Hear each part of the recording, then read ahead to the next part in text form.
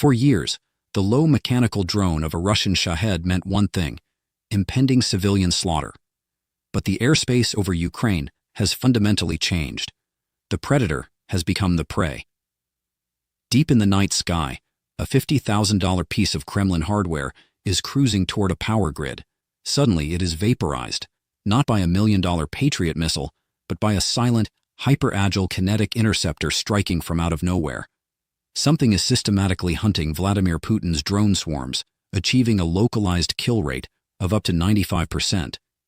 The truly terrifying part for Moscow? The operators executing these kills aren't anywhere near the front lines. They are orchestrating precision strikes from over 500 kilometers away, wiping out Russian assets before they even cross into tactical engagement zones. This is not merely an upgrade in Ukrainian air defense. This is the terminal failure of Russia's primary strike capability. The hunter-killer era has arrived. The tactical geometry of this new battle space is brutally simple. Russia's standard Shahed operates at a cruising altitude of roughly 13,000 to 16,000 feet. In previous phases of this conflict, intercepting these systems required exhausting a finite, highly expensive stockpile of surface-to-air missiles. That calculus is dead. Enter the Sting, a bullet-shaped interceptor manufactured by the Ukrainian defense firm Wild Hornets. Fitted with 4 high-thrust motors, the Sting shatters the altitude ceiling, ascending to 23,000 feet. This grants the Ukrainian interceptor a top-down, unobstructed view of its target. In aerial combat, altitude is execution. By operating nearly 2 miles above the Russian swarms, the Sting relies on gravity and speed, cruising at 100 miles per hour and peaking at 170, to dive and obliterate its prey. Equipped with both daylight and thermal optics, this platform carries a 1.1-pound warhead designed for one specific outcome: catastrophic airborne detonation. The strategy is surgical. Operators approach the target with pinpoint precision, detonating the interceptor so that only the Shahed's unexploded engine plummets to the earth, sparing the civilian infrastructure below. To understand the true depth of this battle space transformation, you need intelligence that cuts through the noise. We analyze the raw data, the kinetic impacts, and the geopolitical fallout shaping modern warfare. Subscribe now to lock in your strategic advantage. The defining variable in this tactical slaughter is not just the physical drone, but the architecture controlling it. A standard FPV drone is tethered to a short-range radio line of sight. The Sting utilizes a proprietary digital video and telemetry system known as Hornet Vision Chiral. This low-latency, high-fidelity link allows operators to execute kills at a staggering distance of 500 kilometers.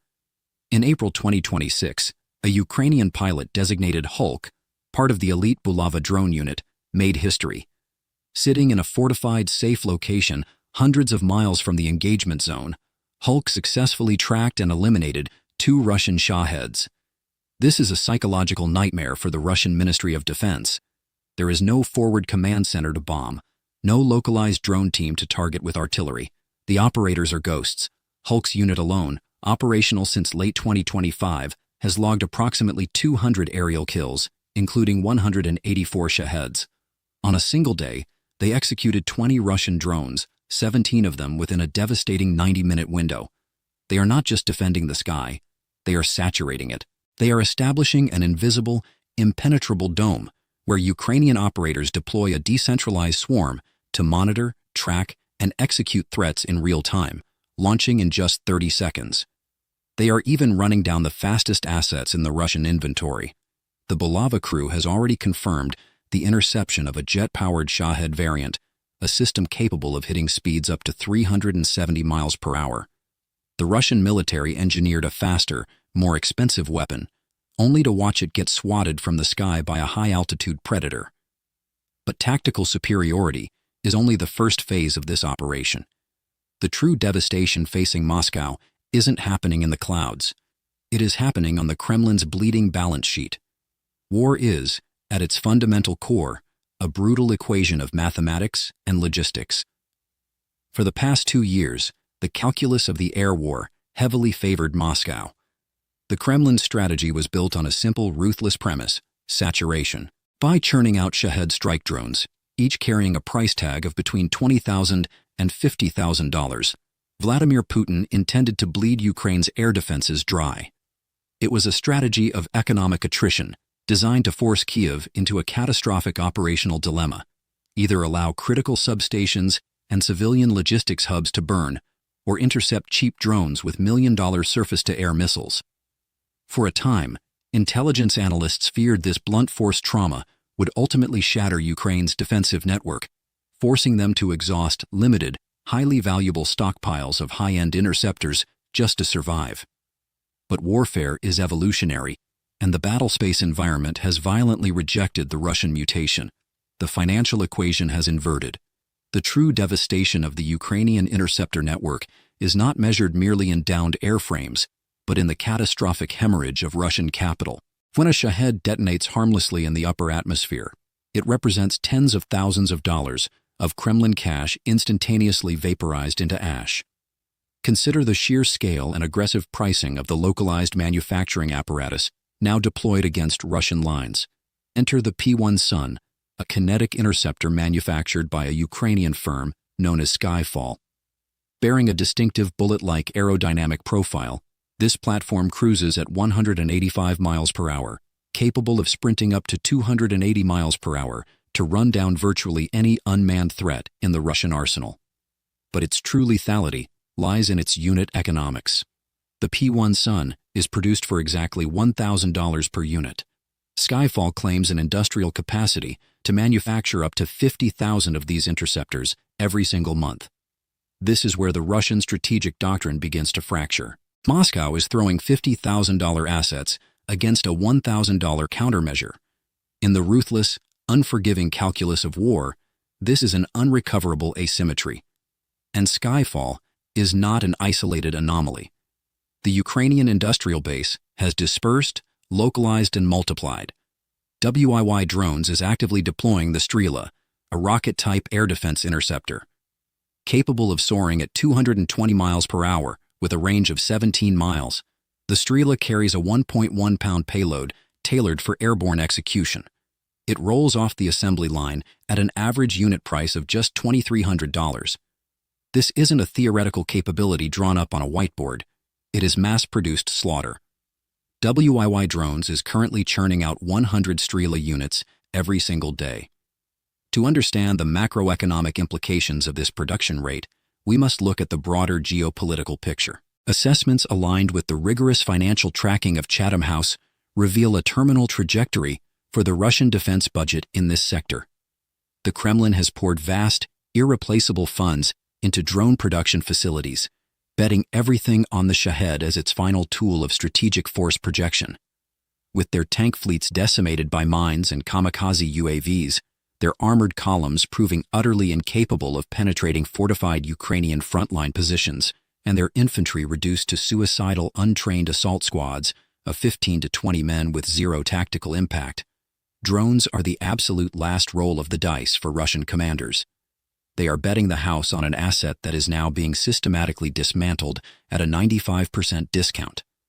In March 2026 alone, Ukrainian interceptor crews reportedly downed over 2,300 aerial threats, a staggering 55% increase from the previous month. Ukraine is not just defending its airspace, it is establishing a highly profitable economic exchange rate. Expending a $2,000 asset to obliterate a $50,000 threat is a massive compounding financial defeat for the aggressor.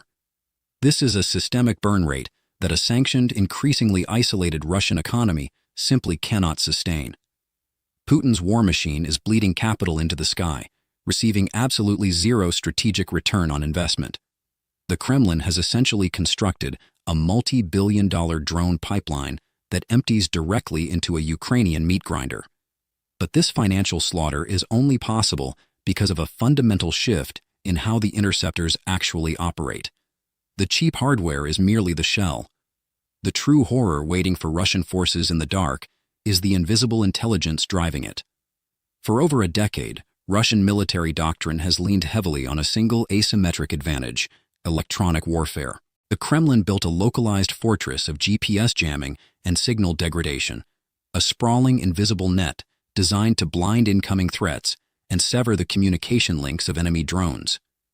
In the early months of the conflict, this electronic shield was highly effective, sending mathematically precise Western munitions spiraling off course and turning remote-controlled Ukrainian quadcopters into dead weight.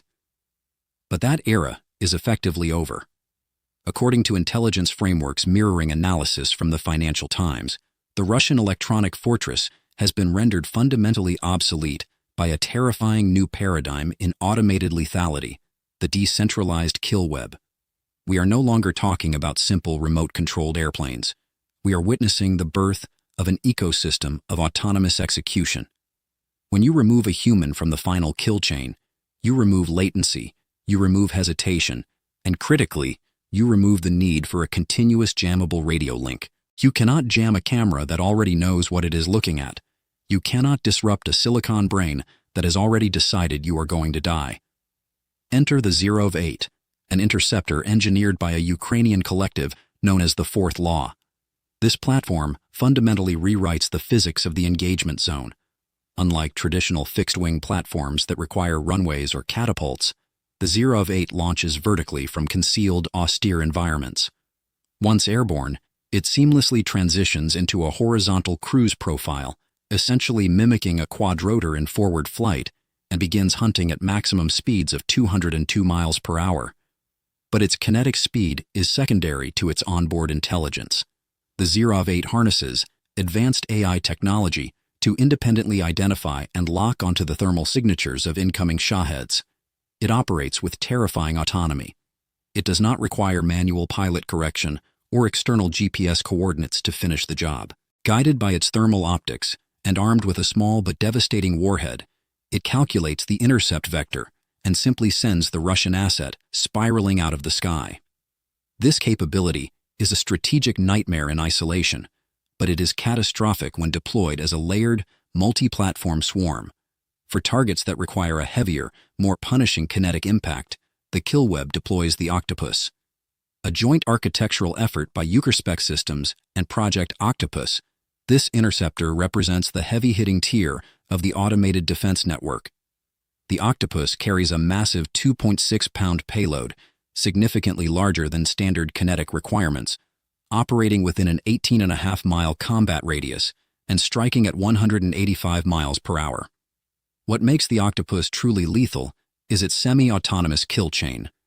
Human operators manage the initial launch phase, guiding the drone into the general operational sector. But the moment the drone's optics acquire the Russian Shahed, the artificial intelligence takes absolute control.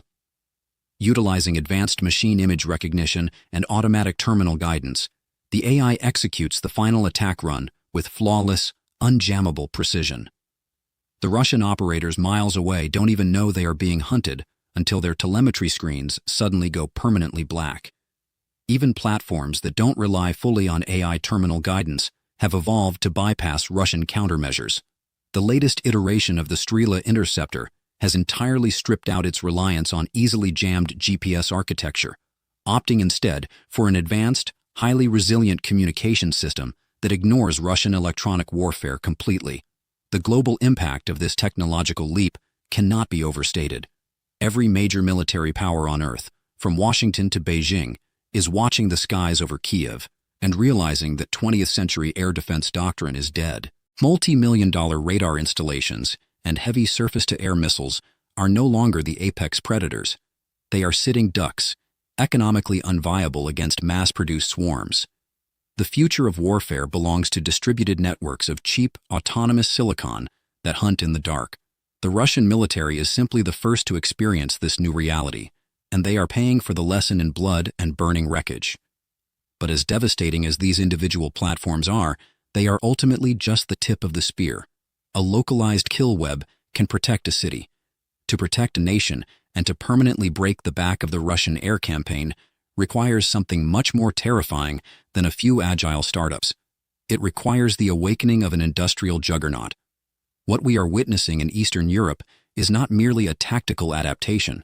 It is a fundamental, generational shift in sovereign industrial identity. In the early days of this conflict, Ukraine was almost entirely reliant on the agonizingly slow, deeply politicized drip feed of Western military aid. They were a nation fighting for survival with borrowed weapons.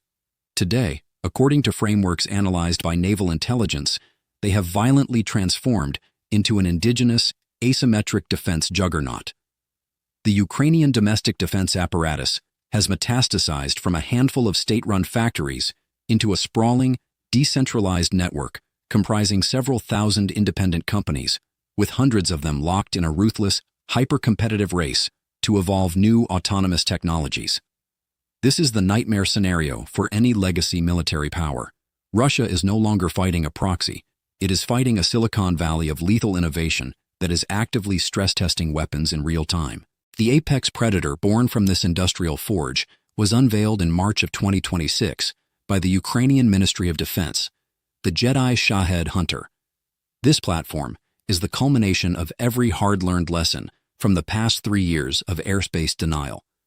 Weighing a mere 9 pounds, the Jedi is built on a resilient, ultra-lightweight composite frame, propelled by 4 high-power electric motors and fueled by high-capacity batteries engineered for extended loiter times. It is designed to hunt, carrying a 1.1-pound payload and capable of ascending to 20,000 feet. It strikes targets within a 25-mile radius of its deployment zone, achieving intercept speeds of 220 miles per hour. But the Jedi's true lethality lies in its hybrid operational architecture. It represents a flawless synthesis of human intuition and cold, algorithmic precision. While human control teams manage the broader flight pathing and target prioritization, nearby ground-based radar installations actively feed real-time telemetry directly into the drone's silicon brain while it is airborne. This continuous data link allows the Jedi to pinpoint enemy locations and execute high-speed intercept vectors the microsecond a target breaches its engagement radius. Armed with both daylight and thermal imaging sensors, the Jedi is not just restricted to hunting the Shahed. It has enough explosive kinetic energy to systematically dismantle Giran and Gerbera strike platforms, as well as high-value Russian surveillance assets like the Zala and Supercam. The Russian intelligence-gathering apparatus is being blinded day and night by a 9-pound machine, and this decentralized industrial engine is about to be hit with rocket fuel. The European Union is preparing to inject a massive, unprecedented €90 billion loan, roughly $105 billion US, directly into Kiev's coffers. This tidal wave of capital will not be spent on legacy tanks or vulnerable fighter jets. It will be funneled directly into this interceptor network. These platforms are going to evolve at a blistering, exponential rate. They will become smarter, infinitely faster, and exponentially deadlier as the weeks and months grind on. Russia, conversely, is intellectually and industrially paralyzed. They have effectively gone all in on drone warfare, treating the Shahed as the ultimate final strategic weapon. But what happens to an empire when its ultimate weapon is suddenly, definitively rendered useless by a $1,000 piece of flying plastic? The geopolitical reality is brutally clear. Vladimir Putin has been locked inside a strategic cage of his own making. Drones were the absolute last viable tool the Kremlin possessed to reliably project power and inflict operational damage on the Ukrainian state.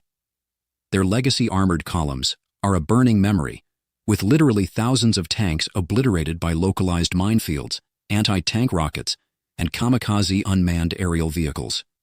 Their armored personnel carriers have proven catastrophically inadequate at breaching fortified Ukrainian trench networks.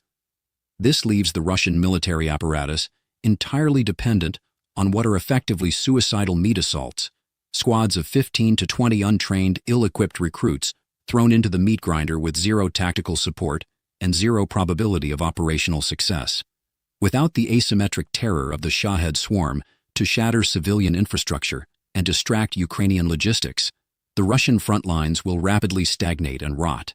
The Kremlin's primary strike vector has been neutralized, systematically dismantled by a decentralized fleet of autonomous interceptors that cost a fraction of the assets they destroy.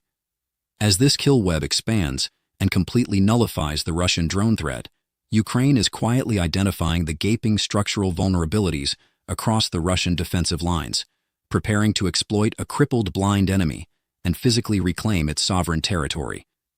The airspace belongs to the hunter. The ground will inevitably follow. With their multi-million-dollar aerial strike capability officially erased by a network of cheap, AI-driven interceptors, How long can the Russian economy mathematically sustain a war powered entirely by burning capital and infantry meat assaults? Drop your intelligence assessment in the comments below.